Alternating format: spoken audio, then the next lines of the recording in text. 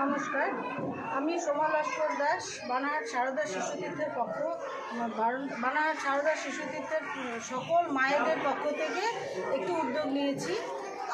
আমরা সবাই জানি যে আমরা যেহেতু সবাই ফেসবুক চালাই, তার জন্য আমরা সবাই জানি যে ফেসবুকে একটা সংবাদ অনেক দিন ধরে আনাগোনা করছে যে অস্মিকা দাস বলে একটি বাচ্চা মেয়ে আছে, যার বয়স এখন 1 বছর ক্রস করেছে সবে।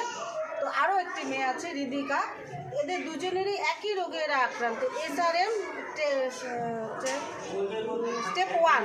তো এদের চিকিৎসার জন্য প্রচুর অর্থের প্রয়োজন, এক একটা ইঞ্জেকশনের দাম 16 কোটি টাকা। তো এদের দুজনের জন্য দুটো ইঞ্জেকশন দরকার, 16 কোটি 32 কোটি টাকা। তো আমাদের একার পক্ষে এটা দেওয়া কারোর জন্যই সম্ভব না।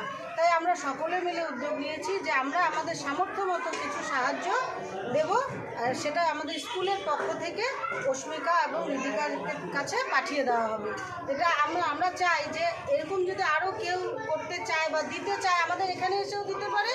তারা নিজেরা যদি ওদের QR কোড যে দেওয়া আছে সেখানে যদি দিতে চায় দিতে পারে। আমার সবার কাছে আমার এটা অনুরোধ রইল যে আপনারা যদি দিতে পারেন, দিলে খুব ভালো হয়। নমস্কার।